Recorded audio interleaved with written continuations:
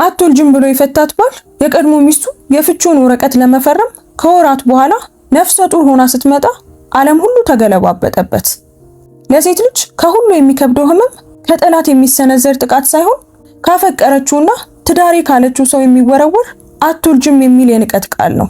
ትዳሯ ፈርሶ ክብሯ ተገፎና በባሏ ተክዳ በባዶ እጇ የቀረችው ሶፊያ የህይወቷ መጨረሻ ላይ እየደረሰች መስሏት ነበር።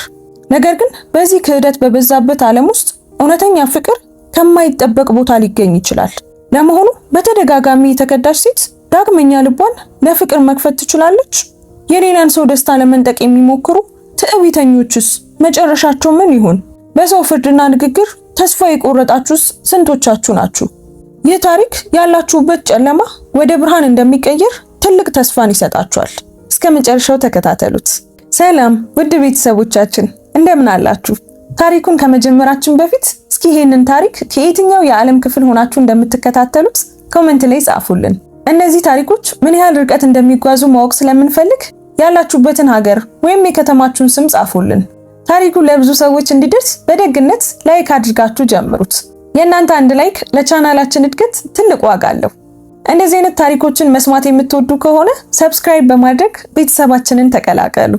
በየቀኑ የምንለቃቸው ታሪኮች እንዳያመልጣችሁ የደወል ምልክቱን መጫን እንዳትረሱ። አሁን በቀጥታ ወደ ታሪካችን እንመለስ። የማድሪድ የከሰዓት በኋላ ፀሐይ በካስትሮና አጋሮቹ የህግ ቢሮ መስታወቶች ላይ ያንጸባርቃል። ሶፊያ በሩን ስትሻገር ልቧ በጭንቀትና በቁርጠኝነት ድብልቅ ስሜት ይመታ ነበር። በ32 ዓመቷ ድፍረት ማለት የፍርሃት አለመኖር ሳይሆን ፍርሃት እያለም ወደፊት ለመራመድ መወሰን መሆኑን ተምራለች። ዛሬ በህይወቷ ውስጥ እጅግ በጣም አሳማሚ የሆነውን ምዕራፍ በቋሚነት የምትዘጋበት ቀን ነበር። ዛሬ የፍቺ ወረቀቶቿን ከአሌሃንድሮ ቫልዴዝ ጋር ትፈርማለች። የጠበቃ ክፍሉ ውድ በሆነ የቆዳና አዲስ በተፈላ ቡና ሽታ ይታወድ ነበር። ሶፊያ ስሟን ለተቀባዩዋ ነገረቻት። ተቀባዩዋ ጸጉሯን በሚገባ የተስተካከለች ወጣት ስትሆን ከኮምፒውተሯ ስክሪን ላይ አይኗን እንኳን አላነሳችም ነበር። እየጠበቀች ሳለ የለበሰችውን ካፖርት አስተካከለች። ይህም ከውስጥ የያዘችውን እውነት ለመደበቅ በጥንቃቄ የተደረገ ነበር። የ7 ወራት ሚስጥራዊ ዝግጅት፣ የ7 ወራት ፈውስ። አሁን የቀድሞ ባሏ ሊሆን ያለውን ሰው ጨምሮ የማይቻል ነው ብለው ያሰቡት ተአምር ለ7 ወራት የማደግ ጊዜ ነበር። የተቀባዩዋ ስልክ ጠራ። እሷን በተለማመደችው ፈገግታ ቀና ብላ ወደ ኮሪደሩ አመላከተች። የስብሰባ አዳራሽ ቁጥር 3 በስተቀኝ ሁለተኛው በር። አቶ ቫልዴዝ ቀድመው ደርሷል። በማድሪድ ውስጥ ያለው ፍጥጫ። ሶፊያ በኮሪደር ውስጥ ስትራመድ እያንዳንዱ እርምጃ ከቀድሞ የበለጠ ይከብዳታል። ግድግዳዎቹ በፍሬም በተቀመጡ የማዕረግ ስሞችና የስኬት የምስክር ወረቀቶች ያጌጡ ነበሩ። ይህም አሌሃንድሮ የሚኖርበትን ዓለም የሚያስታውሱ ቀዝቃዛ ነገሮች ናቸው። ሰዎች እንደ ዕቃ የሚታዩበትና ስሜቶች ለጥቅም የሚውሉ ድክመቶች ተደርገው የሚቆጠሩበት የንግድና የይዞታ ዓለም። በስብሰባ አዳራሹ በር ፊት ለፊት ቆመች። በጥልቀት ተነፈሰች። እናም ከፈተችው። አሌሃንድሮ ውድ ልብስ በለበሱ 2 ጠባቂዎች ታጅቦ በማሆጋኒ ጠረጴዛው ጫፍ ላይ ተቀምጦ ነበር። በ38 ዓመቱ አሁንም በሚያስደንቅ ሁኔታ ማራኪ ነበር። ይህም ገንዘብ ሊጠብቀውና ሊያጎላው በሚችለው መንገድ ነበር። ጥቁር ጸጉሩ በሚገባ በጄል ተስተካክሏል። አይኖቹ ግራጫና አስተዋይ ነበሩ። አብዛኛው ሰው በአንድ ወር ውስጥ ከሚያገኘው በላይ ዋጋ የሚያወጣ ጥቁር ልብስ ለብሷል። ሶፊያ ስትገባ ሲያይ ፊቱ ላይ የሆነ ነገር ብልጭ አለ። ምናልባትም መደነቅ ወይም ደግሞ እንደዛ ረክታ በማየቱ የተሰማው ቅሬታ ሊሆን ይችላል። እርሱ እሷን ተሰብራ ለማየት ጠብቆ ነበር፣ በመለያየታቸው የተጎዳች። ይልቁንም ግን ሶፊያ ቀና ብላ ቡናማ አይኖቿ ጥርት ብለውና ትኩረት አድርጋ ገባች። ተፈጥሯዊ ውበቷን የሚያሳይ በጣም አነስተኛ ሜካፕ ተቀብታ ነበር። ጠቆር ያለ ቡናማ ጸጉሯ በትከሻዋ ላይ በለሰለሰ ሁኔታ ይወርድ ነበር። የማያቋርጥ ትችቱ ለራሷ ያላትን እምነት አሳጥቷት ከነበረችበት የትዳሯ የመጨረሻ ወራት ይልቅ አሁን ጤናማ ትመስላለች። ሶፊያ አለ በአንድ ወቅት እንድትንቀጠቀጥ በሚያደርጋት በዚያ የታወቀ የስልጣን ለዛ ባለው ድምጽ። ስለመጣሽ አመሰግናለሁ። ይህንን በተቻለ መጠን አነስተኛ ስቃይ ባለው መንገድ እናድርገው። እሷም ፊት ለፊቱ ተቀመጠች። ጠበቃዋ ኢሳቤላ ሞሪና በሚያረጋጋ አኳኋን አጠገቧ ተቀመጠች። ኢሳቤላ ብርቱ ተሟጋች ነበረች። በአምሳዎቹ የዕድሜ ክልል የምትገኝ ሴት ስትሆን አስቸጋሪ በሆኑ የፍቺ ጉዳዮች በመከላከል ስሟን የገነባች ናት። እሷ ሶፊያን በከፋ ሁኔታዋ ላይ አይታታለች። እናም ወደ ጠንካራ መሬት እንድትመለስ ረድታታለች። ስብሰባው በተለመዱት ስነ ስርዓቶች ጀመረ። ንብረቶች፣ ይዞታዎች፣ የባንክ ሂሳቦች። አሌሃንድሮ በስምምነቱ ላይ በሚያስደንቅ ሁኔታ ለጋስ ነበር። ምናልባትም በጥፋተኝነት ስሜት ወይም ሂደቱን አፋጥኖ በሶፊያ ምትክ ወደ አልጋውና ወደ ህይወቱ የገባችውን የ26 ዓመቷን የማርኬቲንግ ባለሙያ ቫለሪን ለማግባት ፈልጎ ሊሆን ይችላል። ውይይቶች ተራዘሙ። የህግ ቃላቶች አየሩን ሞሉት። ሶፊያ እጆቿን በጠረጴዛው ላይ አጣጥፋ ዝም አለች። ሁሉንም ነገር ከሳምንታት በፊት ከኢሳቤላ ጋር ገምግማ ነበር። ከሚገባት በላይ ምንም አልፈለገችም። አፓርታማው ለአሌሃንድሮ ሊቀር ይችላል። በማርቤላ ያለው የእረፍት ቤት ሊሸጥ ይችላል። የምትፈልገው በአዲስ መልክ መጀመር ብቻ ነበር። በራሷ ምርጫ ህይወትን ለመገንባት የሚያስፈልጋትን ያህል ብቻ። ኢሳቤላ የመጨረሻዎቹን ሰነዶች በጠረጴዛው ላይ ስታንሸራሽር አሌሃንድሮ ወንበሩ ላይ ተደግፎ ሶፊያ ቆዳዋን እንድትነካ በሚያደርግ ጥንካሬ ይመለከታት ነበር። የተለየሽ ትመስያለሽ አለ በድንገት። የጠበቃውን ንግግር አቋርጦ ነበር። ሰው እያየሽ ነው እንዴ? ጥያቄው ብዙ ትርጉሞችን አዝሎ በአየሩ ላይ ተንሳፈፈ። ሶፊያ እይቷን አላናወጠችም። ያ አሁን ያንተ ጉዳይ አይደለም አሌሃንድሮ። አገጩ ተወጠረ። ነገር ግን ሌላ ምንም አላለም። ኢሳቤላ ወረቀቶቹን አቀረበች። የቀረው ያንቺ ፊርማ ብቻ ነው ሶፊያ። ከዚህ በኋላ ይህ ነገር ይጠናቀቃል። ሶፊያ እስክርቢቶውን ወሰደች። ነገር ግን ወደፊት ስትደገፍ የለበሰችው ካፖርት ተንቀሳቀሰ። በጥንቃቄ ተደርድሮ የነበረው ጨርቅ በትንሹ ተከፈተ። ለአፍታ የሆዷ ቅርጽ ታየ። የማይሳሳት የማይካድ። የአሌሃንድሮ አይኖች በሰፊው ተከፈቱ። ይዞት የነበረው እስክርቢቶ በጠረጴዛው ላይ ወደቀ።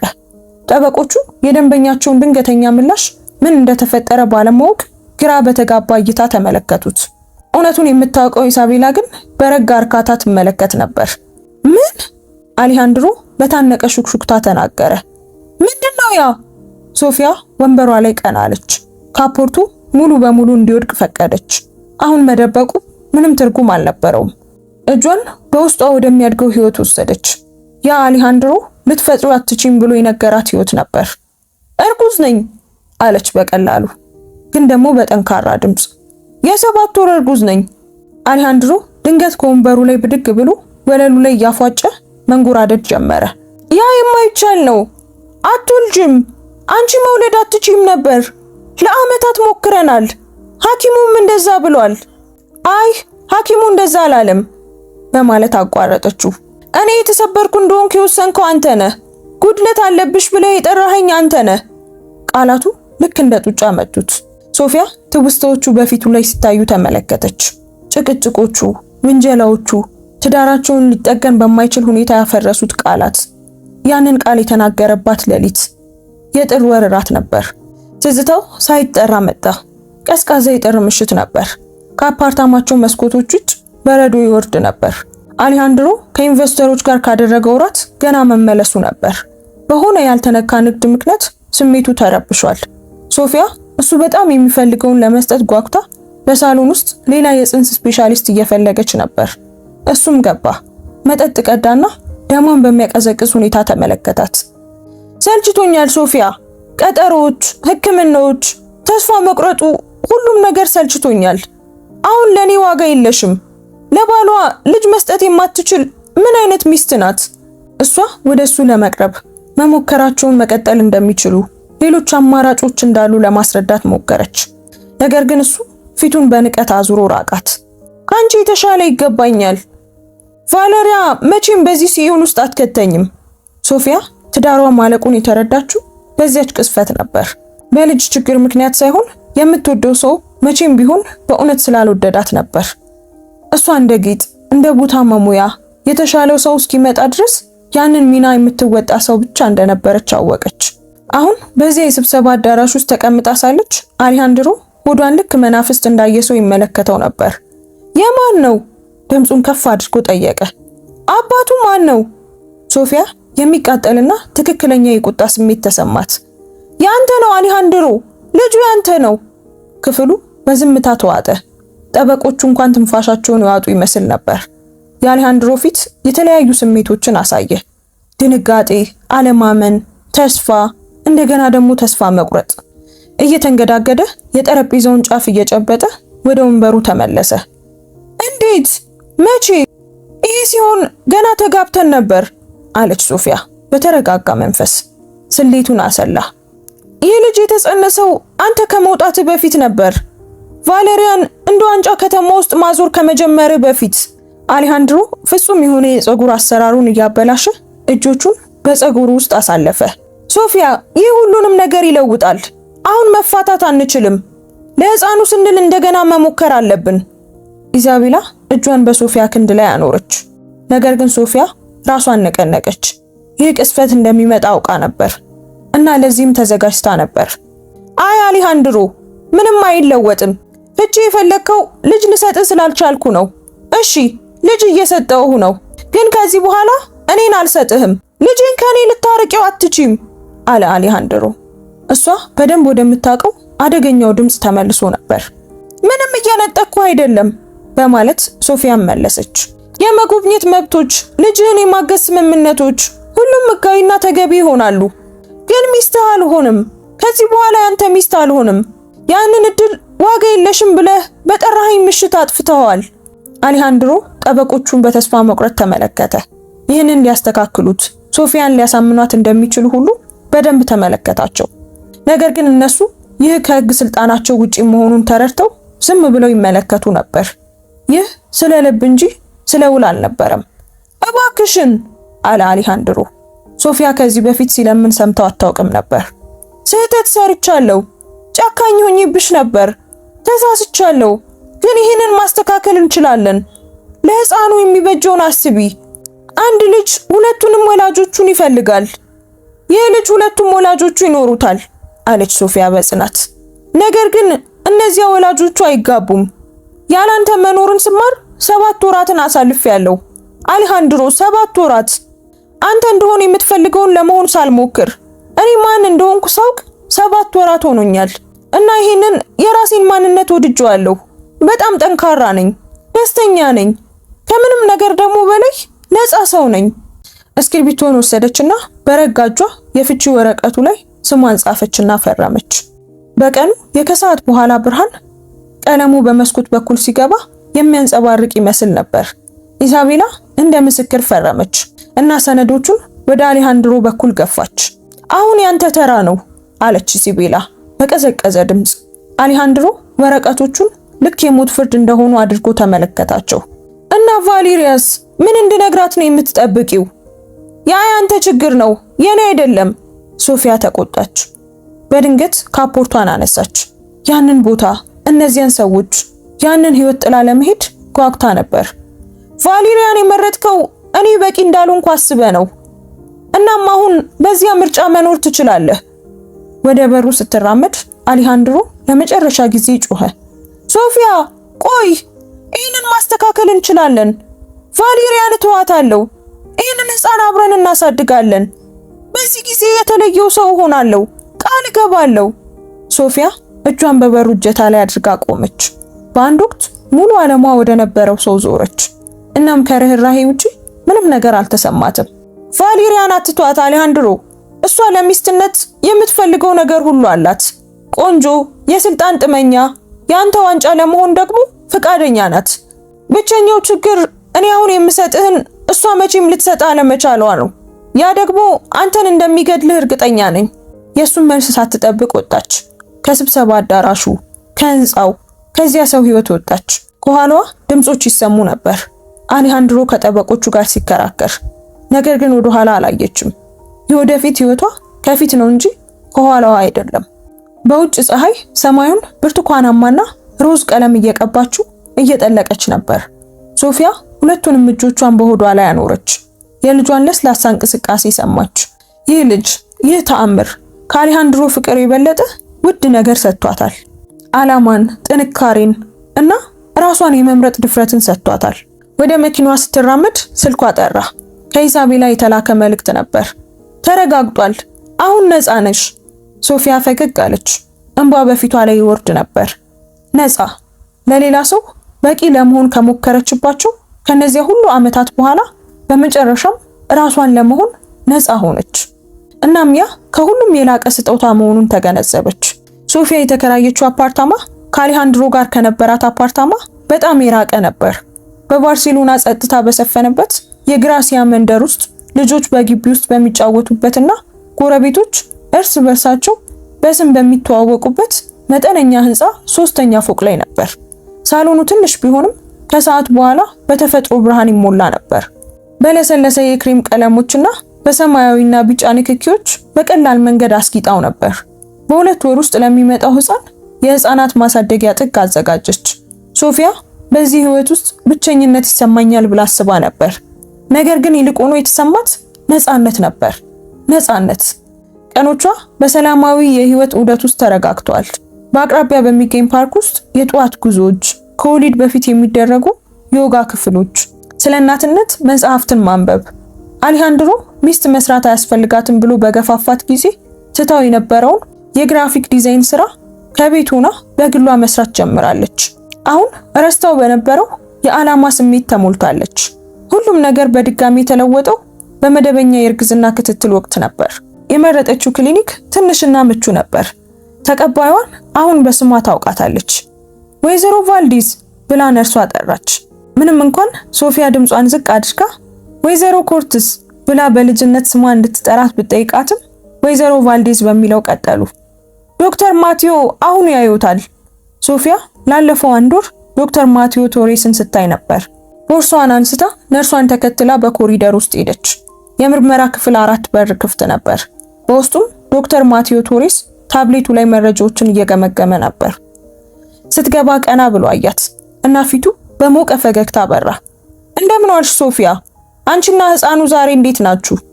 ማቴዎ ቶሬስ ሶፊያ መጀመሪያ ስታየው የጠበቀችው አይነት ሰው አልነበረም። በ35 ዓመቱ ሰዎችን ወዲያውኑ ምቾት እንዲሰማቸው የሚያደርግ ትልቅ ኃይል ነበረው። ረጅም ሰፊ ትከሻ ያለው ሰው ነበር። ጠቆር ያለ በትንሹ የሚከረድድ ጸጉሩ ብዙ ጊዜ ግንባሩ ላይ ይወድቃል። አይኖቹ ቡናማና ጥልቅ ነበሩ።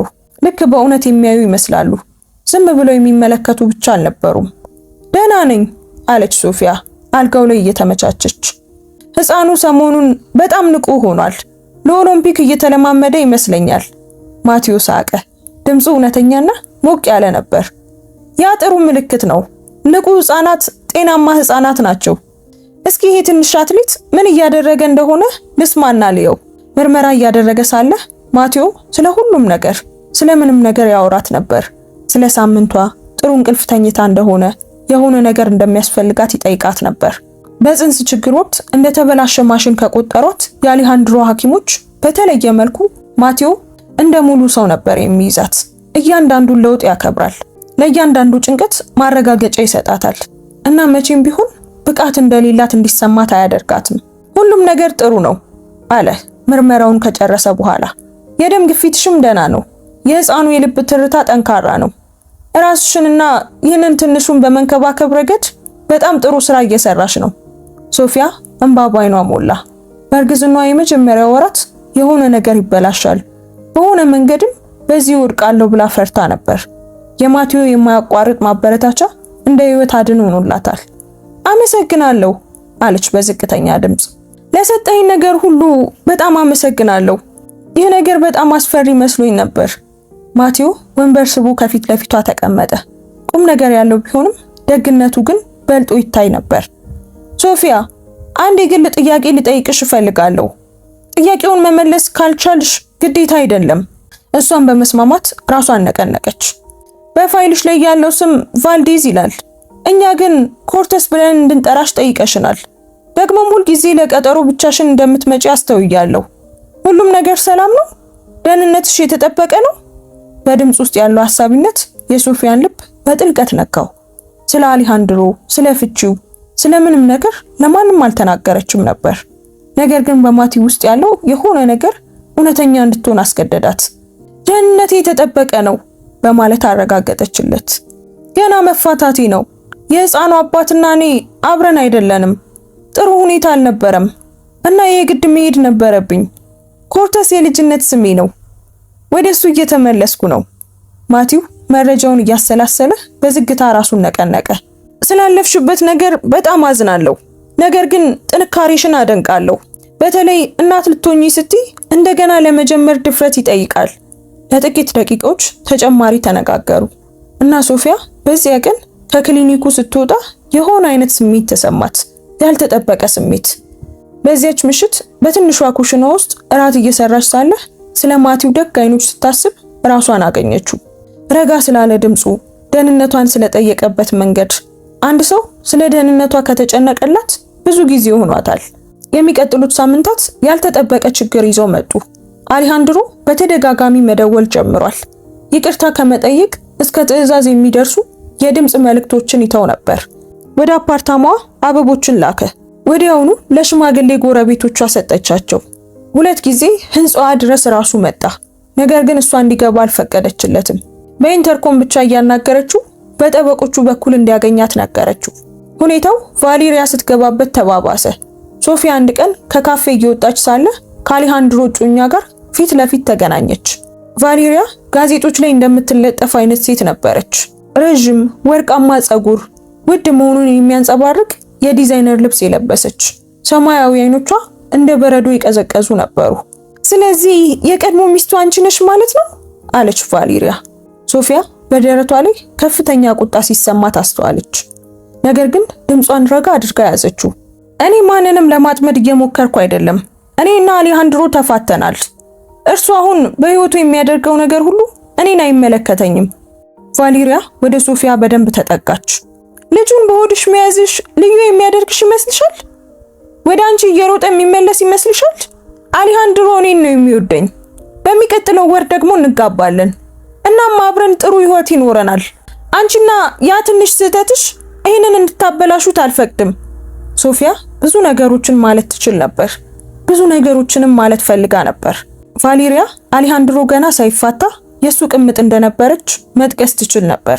አሌሃንድሮ ቫሌሪያ ልጅ መውለድ እንደማትፈልግ ነግሯት እንደነበር መጥቀስ ትችል ነበር። ይልቁኑ ዝም ብላ ፈገግ አለች። ሁለታችሁም አብራችሁ በጣም ደስተኛ እንደምትሆኑ ተስፋ አደርጋለሁ አለች። አሁን ይቅርታ አድርጊልኝ፣ የሐኪም ቀጠሮ አለብኝ እና መሄድ አለብኝ። ቫሌሪያ ከኋላዋ እያጉተመተመች ትታት ሄደች። ግንኙነቱ ሶፊያን አስደንግጧት ነበር። እናም ለታቀደው ክትትል ክሊኒክ ስትደርስ ማቲዮ የሆነ ነገር እንደተፈጠረ ወዲያውኑ አስተዋለ። ምን ተፈጠረ ሲል ጠየቃት። ወደ ምርመራ ክፍሉ ሳይሆን ወደ ቢሮ ወንበር መራት። ሶፊያ ስለ አሌሃንድሮ፣ በትዳራቸው ወቅት ስለነበረው ጭካኔ፣ ስለ ፍቺውና ስለ ቫሌሪያ ፍጥጫ ሁሉንም ነገር ነገረችው። ቃላቱ ልክ እንደተሰበረ ግድብ ውሃ ከውስጧ ፈሰሱ። ማቲው እያንዳንዱን ቃል ያለማቋረጥ አዳመጠ። ስትጨርስ ለጥቂት ጊዜ ዝም አለ። ከዚያም ያስገረማትን ነገር ተናገረ። ሶፊያ፣ ይህ ምናልባት ተገቢ እንዳልሆነ አውቃለሁ። በእርግጥም ደግሞ አይ ማለት ትችያለሽ። ነገር ግን ከኔ ጋር አንድ ጊዜ ራት መብላት ትፈልጊያለሽ? እንደ ሐኪምሽ ሳይሆን ከዚህ ቢሮ ውጪ በደንብ ሊያውቅሽ እንደሚፈልግ ሰው። የሶፊያ የልብ ትርታ ጨመረ። ስለ ቀጠሮ አላሰበችም ነበር። አንዲት ነፍሰ ጡር ገና የተፋታችና ብዙ የህይወት ሸክም ያለባትን ሴት ማን ሊቀርባት ይፈልጋል? ነገር ግን ማቲውን ስታየው በአይኖች ውስጥ ያለው እውነተኛ ተስፋ እሺ ስትል ራሷን እንድታገኘው አደረጋት። አዲስ ነበልባል። የመጀመሪያው ቀጠሯቸው በአንድ ጸጥ ባለና ጎዳና ውስጥ በተደበቀ ትንሽ የጣሊያን ምግብ ቤት ነበር። ማቲዮ የመኪናውን በር ከፍቶላት ምቾቷ የተጠበቀ መሆኑን በማረጋገጥ ወሰዳት። ፓስታ እየበሉ ስለ ሁሉም ነገር ተነጋገሩ። ማቲዮ ስለ ስራው፣ ለምን ሐኪም እንደሆነ፣ በሕክምና ትምህርት ቤት እያለ እናቱን በካንሰር እንዴት እንዳጣ፣ ያ በሕክምና ላይ ያለውን አመለካከት እንዴት እንደቀየረው ነገራት። ፈውስ ማለት ምልክቶችን ማከም ብቻ እንዳልሆነ ተረዳው አለ፣ ፓስታውን በሹካው እየጠቀለለ። ሙሉን ሰው አእምሮንና አካልን መፈወስ ማከም ማለት እሱ ነው። ለዚህ ነው የማዋለድ ሕክምናን የምወደው። በሰዎች ህይወት ውስጥ በጣም አስፈላጊ የሆኑ ጊዜያት ነው። ሶፊያ ስለ ጥበብና ዲዛይን ያላትን ፍላጎት ነገረችው። አሌሃንድሮ በሱ ደረጃ ያለች ሚስት ይህንን መስራት እንደሌለባት ሲናገር እንደተወቹ ነገረችው። እስል ነበር በማለት አመነች። ነገር ግን ላለፉት 5 ዓመታት ብሩሽ አልነካውም። ለምን ሲል ማቲው ጠየቀ። ምክንያቱም አሌሃንድሮ ያ የጊዜ ማባከን እንደሆነ፣ ትክክለኛ ሚስት በመሆን ላይ ትኩረት ማድረግ እንዳለብኝና ተገቢ የሆኑ ዝግጅቶች ላይ መገኘት፣ ትክክለኛ ሰዎችን ማወቅ እንዳለብኝ ይነግረኝ ስለነበር ነው። ማቲው በጠረጴዛው በኩል ተጠግቶ እጇን ያዘው። ንክኪው ሞቅ ያለና የለሰለሰ ነበር። ሶፊያ፣ በትዳርሽ ውስጥ ያለፍሽበትን ሁሉ አላውቅም፣ ግን ይሄንን አውቃለሁ። ደስ የሚሉሽን ነገሮች ማድረግ ይገባሻል። መሳል፣ መፍጠር፣ የፈለግሽውን አይነት ህይወት መኖር ይገባሻል እንጂ ሌላ ሰው መኖር አለብሽ ብሎ የወሰነልሽን ህይወት መኖር የለብሽም። እንባ በሶፊያ ጉንጮች ላይ ፈሰሱ። ማንም እንደዚህ ያለ ነገር ከዚህ በፊት ነግሯት አያውቅም። አሌሃንድሮ ሁልጊዜ ህልሞቿ ሞኝነት፣ የልጅነትና ትንሽ እንደሆኑ እንዲሰማት ያደርግ ነበር። ነገር ግን ማቴዎ የሷ ደስታ በእውነት ትርጉም እንዳለው አድርጎ ተናገረ። ተጨማሪ ቀጠሮችንም አደረጉ። ማቴዎ ወደ ስነ ጥበብ ዕቃዎች መሸጫ ሱቅ ወሰዳት እና ሙሉ የቀለምና የሸራ ስብስብ እንዲኖራት አደረገ። ሶፊያ አበቦችን በምትስልበት ጊዜ በእጽዋት የአትክልቱ ስፍራ ውስጥ በዝግታ ተመላለሱ። በፓርክ ውስጥ ተንሸራሸሩ። ማቴዎ እሷ በምቾት እንድትቀመጥ ሁልጊዜም ትራሶችን ያመጣ ነበር። በመካከላቸው ያለው ፍቅር በጣም ተፈጥሯዊ ሆኖ አደገ። ማቴዎ መቼም አላስገደዳትም ነበር። ሶፊያ ፍጥነቱን ራሷ እንድትወስን ፈቀደላት። ልቧን ለወደፊቱ ሙሉ በሙሉ ክፍት ከማድረጓ በፊት ካለፈው እንድትፈወስ ፍላጎቷን አከበረላት። ነገር ግን መሳሳቡ የማይካድ ነበር። ከመኪና ስትወጣ እጇን ከኋላዋ ደገፍ የሚያደርግበት መንገድ፣ እሱ ፈገግ ሲል የልብ ትርቷ የሚጨምርበት መንገድ፣ ጣቶቻቸው ሲተሳሰሩ የተፈጠረው የኤሌክትሪክ ንዝረት አይነት ስሜት። አንድ ቀን ምሽት በወንዙ ዳርቻ ከፀሐይ መጥለቅ በኋላ ካደረጉት የእግር ጉዞ በኋላ ማቴዎ ወደ ቤት አደረሳትና እስከ አፓርታማዋ በር ድረስ ሄዱ። በመካከላቸው ያለው አየር ከጓደኝነት በላይ በሆነ ነገር የተሞላ ነበር። ሶፊያ ለቆንጆ ምሽት ልታመሰግነው ዞር አለች። ነገር ግን እሱ የሚመለከትበትን መንገድ ስታይ ቃላቶቹ በአፏ ውስጥ ቀሩ። ሶፊያ አለ በዝቅተኛ ድምፅ። ልስምሽ እችላለሁ? እሷን መናገር ስላልቻለች ጭንቅላቷን በመነቅነቅ ገለጸችለት። ማቴዎ ፊቷን በእጆቹ በቀስታ ይዞ በርህራሄ ሳማት። ልክ እንደ አሌሃንድሮ መሳም አልነበረም። ያ ሁል ጊዜ እንደ ትርኢት ነበር የሚሰማው። ይህ መሳሳም ግን እውነተኛ፣ ቅንና በእውነተኛ ስሜት የተሞላ ነበር። በመጨረሻም ሲለያዩ ሁለቱም ትንፋሽ አጥተው ነበር። ለሳምንታት ይህንን ማድረግ እፈልግ ነበር ሲል ማቴዎ ግንባሩን ከግንባሯ ጋር አጣብቆ አመነ። እኔም እንዲሁ ሶፊያ በሹክሹክታ ተናገረች። በማደግ ላይ ያለው ቤት። ከዚያች ምሽት በኋላ ግንኙነታቸው ጠነከረ። ማቴዎ በህይወቷ ውስጥ ሁልጊዜ ያለ ሰው ሆነ። ነገር ግን ጣልቃ አይገባም ነበር። ክፍሏን፣ ነፃነቷን፣ ይህን ብቻዋን ማድረግ እንደምትችል ለራሷ ማረጋገጥ አስፈላጊ መሆኑን ያከብር ነበር። ነገር ግን እሷ ስትፈልገው ሁልጊዜም በዚያ ነበር። በምቾት ወይም በዝምታው ብቻ እሷ በፈለገችው መንገድ እዚያ ነበር። ከዚህም አልፎ ገና ባልተወለደው ልጇ በፍቅር ወደቀ። በግል ጊዜያቸው ያናግረው ነበር። ለህፃኑ ታሪኮችን ይነግረው ነበር። አብረው ስለሚያደርጓቸው ጀብዶች ቃል ይገባለት ነበር።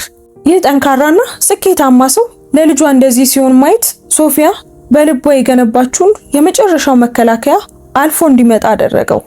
ነገር ግን ደስታቸው በአሌሃንድሮ የመጨረሻው እንቅስቃሴ ተቋረጠ። ልትወልድ 2 ሳምንታት ሲቀራት ሶፊያ የህግ ማሳሰቢያ ደረሳት። አሌሃንድሮ የጋራ ጥበቃ እንደጠየቀና ህፃኑ የቫልዴዝን የአባት ስም እንዲይዝ ይፈልግ ነበር። የሶፊያ አዲስ ግንኙነትም በህፃኑ ደህንነት ላይ ትኩረት እንዳላደረገችና ሌላ ወንድ በሱ ምትክ ለመተካት እየሞከረች እንደሆነ እንደሚያሳይ ተከራከረ። ሶፊያም ደነገጠች። ነገሮችን በሰለጠነ መንገድ ለመያዝ አሌሃንድሮ የልጁ ህይወት አካል እንዲሆን ለማድረግ በጣም ጥራ ነበር። ነገር ግን እርሱ ዝም ብሎ አባት ብቻ መሆን አልቻለም። መቆጣጠር፣ የበላይ መሆን፣ ማሸነፍ ነበረበት። ማቴዎ ወደ ውስጥ ሲገባ ሶፊያን ሶፋዋ ላይ እያለቀሰች አገኛት። የህግ ወረቀቶቹ በዙሪያዋ ተበታትነው ነበር። አጠገቧ ተቀመጠ። ወደ እቅፉ ስቦ አስገባት። ይህንን አብረን እንታገለዋለን፣ አብረን እናልፈዋለን፣ እሺ አለ በጽናት። አንቺ አሁን አስደናቂ እናት ነሽ። የትኛውም ዳኛ ይህንን ህፃን ካንቺ አይወስደውም። ግን ቢወስዱትስ? ሶፊያ በለቅሶ ጠየቀች። አሌሃንድሮ ገንዘቡንና ተጽዕኖውን ተጠቅሞ ልጄን ቢወስድብኝስ? ያ አይሆንም፣ ቃል እገባልሻለሁ። እና ሶፊያ ልነግርሽ የሚገባኝ ነገር አለ። ለረጅም ጊዜ ያሰብኩበት ነገር ነው። ወደ ኋላ ፈንጠር ብሎ አያት። አፈቅርሻለሁ። በሆድሽ ያለውንም ህፃን እወደዋለሁ። አብረን ለረጅም ጊዜ እንዳልቆየን አውቃለሁ። ነገር ግን አንዳንድ ነገሮች ልክ እንደሆኑ ዝም ብለሽ ታውቂያቸዋለሽ። ዝግጁ ስትሆኚ፣ አንቺም ተመሳሳይ ስሜት ሲሰማሽ ከአንቺ ጋር ህይወትን መገንባት እፈልጋለሁ። በሚወለደው ልጅ እያንዳንዱ እኩለ ሌሊት፣ እያንዳንዱ አመጋገብ፣ እያንዳንዱ የመጀመሪያ ቃልና በእያንዳንዱ የሚላጥ ጉልበት ጊዜ እዚያ መሆን እፈልጋለሁ። አብሬ መሆን እፈልጋለሁ። ይህ ልጅ የሚገባው አባትና ላንቺም የሚገባ አጋር መሆን እፈልጋለሁ። የሶፊያ እንባ ከሐዘን ወደ ደስታ ተለወጠ። እኔማ አፈቅርሃለሁ ስትል ተናገረች። ከአሌሃንድሮ በኋላ በድጋሚ ማፍቀር የምችል አልመሰለኝም ነበር። ነገር ግን እውነተኛ ፍቅር ምን እንደሚመስል አንተ አሳየኸኝ። ከመስኮታቸው ውጪ ፀሐይ ስትጠልቅ ተቃቅፈው ተመለከቱ። ልክ በትክክለኛው ጊዜ የተገናኙ ሁለት ሰዎች። እናም በዚህ አቅፍ ውስጥ ሶፊያ ለዓመታት ያልተሰማት ስሜት ተሰማት፣ ተስፋ። ከሁለት ሳምንታት በኋላ በነጎድጓድ ማዕበል መካከል ሶፊያን ምጥ ያዛት። ማቴዎ ላለፉት ጥቂት ቀናት ከሷ ጋር ሶፋ ላይ ሲያድር ነበር። ከሌሊቱ 8 ሰዓት ላይ ምጡ ሲጀምር እሱ እዚያ ነበር። ረጋ ብሎና ትኩረት አድርጎ የሆስፒታል ቦርሷን እያዘጋጀ ያተነፋፈስ እንቅስቃሴዎችን እንድታደርግ ረዳት። ወደ ሆስፒታሉ የተደረገው ጉዞ ህልም ይመስል ነበር። መብረቅ ሰማዩን ሲሰነጥቀው ዝናቡ በመኪናው መስታወት ላይ ይደበድብ ነበር። ነገር ግን በመኪናው ውስጥ ማቴዎ እጇን ይዞ በእያንዳንዱ የምጥ ስሜት ውስጥ ከጎኗ ነበር። ድምፁ ጽኑና የሚያረጋጋ ነበር። በጣም ጥሩ ነገር እያደረግሽ ነው ይላት ነበር። ዝም ብለሽ ተንፍሺ፣ እኔ እዚህ ጋር ነኝ። ምጡ ረጅምና አስቸጋሪ ነበር። ሶፊያ ለ14 ሰዓታት በምጥ ቆየች። ዝላና ፈርታ ነበር። ነገር ግን ማቴዎ አንድም ጊዜ ከጎኗ አልራቀም። ግንባሯን በቀዝቃዛ ጨርቅ ጠረገላት። በምጥ ጊዜም እጇን ያዛት። ተስፋ መቁረጥ ሲሰማት በጆሮዋ ተጠግቶ በሹክሹክታ የሚያበረታቱ ቃላቶችን ይነግራት ነበር። ነርሶቹ እንዴት አይነት ድንቅ ባል ነው እያሉ አስተያየት ይሰጡ ነበር። ሶፊያም ሆነች ማቲው ያንን አላረሙም ነበር። በመጨረሻም ከሰዓት 10 ሰዓት ላይ ኦሊቨር ወደዚች ምድር መጣ። ክብደቱ 3.2 ኪሎ ግራም ነበር። ጥቁር ጸጉሩ በራሱ ላይ ሞልቶ ነበር እና መምጣቱን ለመላው የወሊድ ክፍል ያበሰሩ ሳምባዎች ነበሩት። ነርሷ በሶፊያ ደረት ላይ ስታስቀምጠው አየችው እና ልቧን ሊያቆሙ የሚችል ከፍተኛ ፍቅር ተሰማት። ሰላም ኦሊቨር በሹክሹክታ ተናገረች። እንባ በፊቷ ላይ ይወርድ ነበር። እኔ እናትህ ነኝ። አንተን ለማግኘት ብዙ ጊዜ ስጠብቅ ነበር። ማቴዎ ካልጋው አጠገብ ቆሞ ነበር። አይኖቹ በእንባ ረጥበው ነበር። በጣም ደስ ይላል፣ በጣም ደስ ይላል አለ። የሚቀጥሉት ቀናት ዳይፐር በመቀየርና እንቅልፍ በሌለባቸው ሌሊቶች የተሞሉ ነበሩ። ማቴዎ ካልጋው አጠገብ ባለው የማይመች ወንበር ላይ እየተኛ ሆስፒታል ውስጥ ቆየ። ለመሄድ ፍቃደኛ አልሆነም። ዳይፐር መቀየርን፣ ኦሊቨርን በትክክል መጠቅለልንና የተለያዩ የለቅሶ አይነቶች ትርጉማቸው ምን እንደሆነ ተማረ። ነርሶቹ ሶፊያን ጡት ማጥባት ሲያስተምሯት ማቴዎ የግል ነፃነት እንዲኖራት ይወጣ ነበር። ነገር ግን የሆነ ነገር ካስፈለጋት ሁሉ ጊዜም ከበሩ ውጪ ነበር። አሌሃንድሮ በሁለተኛው ቀን መጣ። ሶፊያ ኦሊቨርን ጡት እያጠባች ሳለ በሩ ተከፈተና የቀድሞ ባሏ ትልቅ የድብ አሻንጉሊትና የጽጌረዳ እቅፍ ይዞ ገባ። ማቴዎ ካልጋው አጠገብ ወንበሩ ላይ ተቀምጦ ልክ ቤቱ ያለ ይመስል ሲመለከተው ቆመ። እሱ እዚህ ምን ያደርጋል? አሌሃንድሮ በቁጣ ጠየቀ። ማቴዎ እዚህ ያለው እኔ እዚህ እንዲሆን ስለፈለኩኝ ነው አለች ሶፊያ የኦሊቨርን ብርድ ልብስ እያስተካከለች ነበር። ማየት ከፈለክ ማየት ትችላለህ፣ ነገር ግን በዚህ አይነት አኳኋን ወደዚህ ክፍል አትገባም። የአሌሃንድሮ አገጭ ተወጠረ። ነገር ግን ድቦቹንና አበቦቹን አስቀመጠ። ወደ አልጋው በዝግታ ተጠጋ። አይኖቹ በሶፊያ እቅፍ ውስጥ ባለው ጥቅል ላይ አርፈው ነበር። ኦሊቨርን ለማየት ተጠጋ። ፊቱ ላይ የሆነ ነገር ተሰበረ። አንቺን ይመስላል አለ በዝቅተኛ ድምፅ። አንቺን የሚመስል አፍንጫ አለው። ልታቅፈው ትፈልጋለህ? ሶፊያ ለጋስ በመሆኗ ራሷን እየገረማት ጠየቀችው። ምንም ቢሆን ይህ አሁንም የኦሊቨር አባት ነበር። አሌሃንድሮ ልክ ሊሰበር እንደሚችል ዕቃ አድርጎ ልጁን በሚንቀጠቀጡ እጆቹ ተቀበለ። ለብዙ ደቂቃዎች ማንም አልተናገረም። አሌሃንድሮ ኦሊቨርን ሶፊያ ከዚህ በፊት አይታው በማታውቀው አኳኋን ንጹህና ያለ ገደብ በሆነ ፍቅር ይመለከተው ነበር። ያንን ፍቅር ለሷ ማሳየት ቢችል ኖሮ ምን ሊሆን እንደሚችል ስታስብ አዘነች። ይቅርታ አለ አሌሃንድሮ። በድንገት ድምፁ እየተቆራረጠ ነበር። በጣም አዝናለሁ ሶፊያ፣ ላደረኩት ሁሉ በጣም አዝናለሁ። አንቺ ትክክል ነበርሽ። ጨካኝና ራስ ወዳድ ሆኜ ነበር። አንቺ እንደዛ የሚገባሽ አልነበርሽም። ሶፊያ ያለፈውን መለወጥ አንችልም አሌሃንድሮ፣ ነገር ግን ለኦሊቨር የሚበጀውን ነገር ማድረግ እንችላለን። አባቱን ማወቅ ይገባዋል። ልታገቢው ነው? አሌሃንድሮ ማቲውን እያየ ጠየቀ። ያ ያንተ ጉዳይ አይደለም ሲል ማቲው በትህትና ግን በጽናት ጣልቃ ገብቶ ተናገረ። አስፈላጊው ነገር ኦሊቨር በፍቅርና በአክብሮት በተሞላ ቤት ውስጥ ማደጉ ነው። አሌሃንድሮ በመካከላቸው ተመለከተና ለመጀመሪያ ጊዜ ሽንፈቱን የተቀበለ መሰለ። ልክ ነህ፣ ኦሊቨርን ለሶፊያ መለሰላት። የጥበቃ ክሱን አነሳለሁ። ምክንያታዊ የሆነ የጉብኝት መርሃ ግብር ማውጣት እንችላለን። ዝም ብዬ የህይወቱ አካል መሆን ብቻ ነው የምፈልገው። እኔም የፈለኩት ያንን ነው አለች ሶፊያ። እሱ ለሁሉም የተሻለው የመጨረሻው ውጤት ነበር። አሌሃንድሮ ከሄደ በኋላ ሶፊያ የሆነ ነገር ሲቀላት ተሰማት። ማቲው ወደ በሩ ተመልሶ እጇን ያዛት። ልዩ ነበርሽ አላት። ይህንን ያሽበት መንገድ ከሁሉም ነገር በኋላ ኦሊቨርን እንዲያቅፍ እድል መስጠትሽ እውነተኛን ጥንካሬ ይጠይቃል። እሱ የኦሊቨር አባት ነው፣ ምንም ቢሆን አባቱ ነው አለች ሶፊያ። ኦሊቨር ከእርሱ ጋር ግንኙነት ሊኖረው ይገባል። አሌሃንድሮ መሆን ያለበትን አባት መሆን ከቻለ ማለቴ ነው። 2 ወራት በጥሩ ሁኔታ አለፉ። ሶፊያም ከእናትነት ፈተናዎችና ስጦታዎች ጋር ተላመደች። ኦሊቨር ጥሩ ሕፃን ነበር፣ ንቁና የማወቅ ጉጉት ያለው፣ ክፍሉን ሊያበራ የሚችል ፈገግታ ያለው። ማቲው ለሁሉም ነገር እዚያ ነበር። ሶፊያ ለመንቀሳቀስ በጣም በዛለችበት ወቅት ማቲው እዚያ ነበር። ኦሊቨር ለመጀመሪያ ጊዜ ጣቱን አጥብቆ በጨበጠበት ጊዜ እሱ እዚያ ነበር። አሌሃንድሮ የጥበቃ ክሱን በማንሳት የገባውን ቃል ጠበቀ እና ለሁሉም የሚሆን የጉብኝት መርሃ ግብር አወጡ። በየ2 ሳምንቱ መጨረሻ አሌሃንድሮ ከኦሊቨር ጋር ጊዜ ለማሳለፍ ወደ ሶፊያ አፓርታማ ይመጣ ነበር። ቫሌሪያን ይዞ መጥቶ አያውቅም እና ከተስማሙበት ጊዜ በላይ ቆይቶም አያውቅም። ቀስ በቀስና በጥንቃቄ የኮፓረንቲንግ ግንኙነትን አዳበሩ። በአንዱ ጉብኝት ወቅት ነበር አሌሃንድሮ ለወራት በአየር ላይ የነበረውን ጥያቄ በመጨረሻም የጠየቀው። ሶፊያ ደስተኛ ነሽ? እሷም የኦሊቨርን ጡጦ እያዘጋጀች ከነበረበት ቀና ብላ ፈገግ አለች። አዎ አሌሃንድሮ፣ በእውነት በጣም ደስተኛ ነኝ። እርሱም ኦሊቨርን በቅፉ በቀስታ እያወዛወዘ ራሱን ነቀነቀ። ጥሩ ነው፣ ያ ደስ ይላል። ለጥቂት ጊዜ ዝም አለና ቀጠለ። ከቫሌሪያ ጋር ተለያይተናል። ባለፈው ወር ተለያየን። ምርጫ ሰጠችኝ፣ እሷን ወይም ደግሞ ከኦሊቨር ጋር የሚደረጉ ጉብኝቶችን። በሁለቱ መሃል እንድመርጥ ጠየቀችኝ። የሌላ ሰው የእንጀራ እናት ለመሆን አልተፈጠርኩም አለችኝ። ነገሮች ሲከብዱ ሰዎች በእውነት ማን እንደሆኑ ይታወቃል። አዝናለሁ በጣም አለች ሶፊያ እና በእውነት ነበር ያዘነችው። አትዘኚ፣ ምን አይነት ሰው እንደሆነች ልትነግሪኝ ሞክረሻል።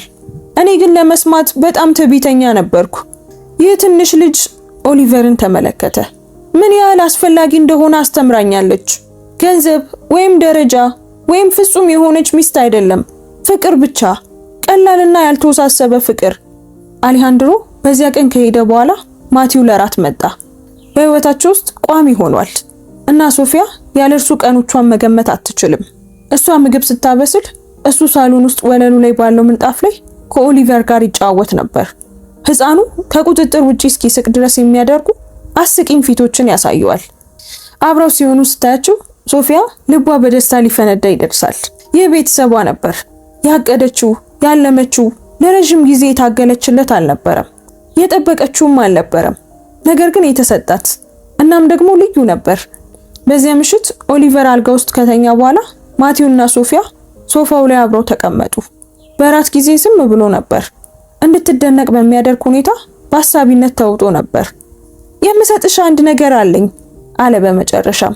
ከኪሱ ትንሽ የቬልቬት ሳጥን እያወጣ ነበር። ሶፊያ ትንፋሿን ዋጠች።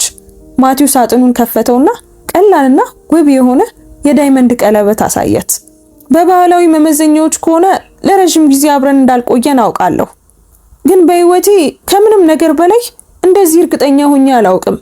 ሶፊያ፣ ካዩዋቸው ሴቶች ሁሉ በጣም ጠንካራና አስደናቂ ነሽ እና ኦሊቨር የደም ልጄ ባይሆንም በልብ ግን ልጄ ነው። የቀረውን ህይወቴን ሁለታችሁንም በመውደድ በመደገፍና በአስፈላጊ ጊዜ ሁሉ አጋርሽ በመሆን ማሳለፍ እፈልጋለሁ። ሶፊያ፣ ታገቢኛለሽ? ሶፊያ ራሷን ስትነቀንቅ እንባ በፊቷ ላይ እየወረደ ነበር። አዎ አገባሃለሁ ማቲው፣ አገባሃለሁ፣ በጣም ወድሃለሁ በሹክሹክታ ተናገረች። ቀለበቱን በጣቷ ላይ ያደረገላትና አጥብቆ አቅፎ ሳማት። በመጨረሻም ሲለያዩ ሁለቱንም በአንድ ጊዜ እየሳቁና እያለቀሱ ነበር። ከ3 ወር በኋላ ለመጀመሪያ ጊዜ በተሳሳሙበት ቦታ የአትክልት ስፍራው ውስጥ በትንሽ የሰርግ ስነ ስርዓት ተጋቡ። ሶፊያ በዙሪያዋ በቀላሉ የሚወርድ የሚያምር ልብስ ለብሳ ነበር። አሁን የ5 ወር ሕፃን የሆነው ኦሊቨር ትንሽ ሱፍ ለብሶ ነበር እና በስነ ስርዓቱ ወቅት የማቲው እህት ይዛው ነበር። ኦሊቨር የ2 ዓመት ልጅ ሲሆን ማቲው በሕግ አሳዳጊነት ተሰጠው። የፍርድ ቤቱ ስነ ስርዓት ትንሽና ቀላል ነበር። ነገር ግን ዳኛው ማቲው የኦሊቨር ሕጋዊ አባት መሆኑን ሲያውጁ በክፍል ውስጥ አይኑ ያራሰ ሰው አልነበረም። አሌሃንድሮም በጉዲፈቻው ተስማምቷል። ኦሊቨር ብስክሌት መንዳት ያስተማረው በእያንዳንዱ አስፈላጊ ጊዜ እዚያ የሚገኘው አባት ማቲው መሆኑን አምኗል። ከጋብቻቸው ከ3 ዓመታት በኋላ ሶፊያ መንታ ልጆችን ወለደች። ማሪያ የምትባል ሴት ልጅና ቤንጃሚን የሚባል ወንድ ልጅ። ኦሊቨር ትልቅ ወንድም በመሆኑ በጣም ተደስቶ ነበር። እናም ቤቱ በ3 ትንንሽ ልጆች ግርግር የተሞላ ቤት ሆነ። አንድ ቀን ምሽት መንትዮቹ የ6 ወር ልጆች ሆነው ሲተኙ ሶፊያ በኦሊቨር ክፍል ደጃፍ ላይ ቆማ ራሷን አገኘችው። አሁን የ4 ዓመት ልጅ ሆኖ ነበር። አሌሃንድሮን በጣም ይመስል ነበር። ነገር ግን የሶፊያን የዋህ መንፈስ ይዞ ነበር። ማቲው ከኋላዋ መጥቶ ወገቧን አቀፋት። ምን እያሰብሽ ነው ሲል በዝቅተኛ ድምጽ ጠየቃት። ምን ያህል አመስጋኝ እንደሆንኩ እያሰብኩኝ ነው አለች በእርሱ ላይ ተደግፋ። ስላንተ፣ ስለ ልጆቻችን፣ ስለዚህ ህይወት ዳግመኛ ደስተኛ የምሆን ያልመሰለኝ ጊዜ ነበር። አሁን ግን ከደስታ ውጪ ሌላ መሆንን መገመት አልችልም። ወደ እርሱ ዞር ብላ አየችው። አንተ አዳንከኝ ማቲው። እርሱም ፈገግ ብሎ ራሱን ነቀነቀ። አይ ሶፊያ፣ ራስሽ ነሽ ራስሽን ያዳንሽው። እኔ ያንን ለመታዘብ እድለኛ የሆንኩ ሰው ብቻ ነኝ። አብረው በገነቡት ህይወት ማስረጃዎች ተከበው በቤታቸው ኮሪደር ላይ ቆሙ። ይህ የሷ ደስታ ነበር። ወጣት ሙሽራ ሆና ወደ አሌሃንድሮ ቫልዴስ ስትራመድ አልማው የነበረው አይደለም። ይህ የተሻለ ነበር። ምክንያቱም ይህ መጨረሻ በልብ ስብራትና በፈውስ፣ በድፍረትና በእድገት። አንዳንድ ጊዜ ምርጥ የፍቅር ታሪኮች የሚጀምሩት በመጨረሻም ራስን መውደድ ስትማር መሆኑን በተግባር ያየችበት ስለሆነ ነው። ፀሐይ በጓሯቸው ላይ ስትጠልቅ ሶፊያ በበረንዳዋ ላይ ቆማ ፈገግ አለች። የዚያ ጠበቃ ቢሮ የደረሰችው የ7 ወር ነፍሰ ጡር ሆና ነበር። የህይወቷን አንድ ምዕራፍ ለመጨረስ ተዘጋጅታ ነበር። የቀድሞ ባሏን እርሱ ሊያየው ባልፈለገው እውነት አስደንግጣው ነበር። እናም ያንን በማድረጓ ሙሉ በሙሉ አዲስ ታሪክ ለመጻፍ ራሷን ነፃ አውጥታ ነበር። እሷ ዋንጫ ወይም ውድቀት ያልሆነችበት፣ ነገር ግን ዋጋዋን የምታውቅ ሴት ወደ ሆነችበት ብርቱና የምትወደድ ከከፋው ሁኔታ የተረፈችና ለሌላው ወገን ጠንክራ የወጣች ሴት የሆነችበት ታሪክ። ውድ ቤተሰቦቻችን የዛሬው ታሪካችን በዚሁ ተጠናቋል። እንዴት አገኛችሁት? ምንስ ተማራችሁበት? እስኪ ኮሜንት ላይ ሐሳብ አስተያየታችሁን አስቀምጡልን። ታሪኩን ከወደዳችሁት ሌሎች ሰዎች እንዲማሩበት በደግነት ላይክ እና ሼር አድርጉት። እንደዚህ አይነት ታሪኮችን መስማት የምትወዱ ከሆነ ሰብስክራይብ በማድረግ ቤተሰባችንን ተቀላቀሉ። በየቀኑ የምንለቃቸው ታሪኮች እንዳያመልጧችሁ የደውል ምልክቷን መጫን እንዳትረሱ። እናመሰግናለን። እንወዳችኋለን። ቸር ቆዩን።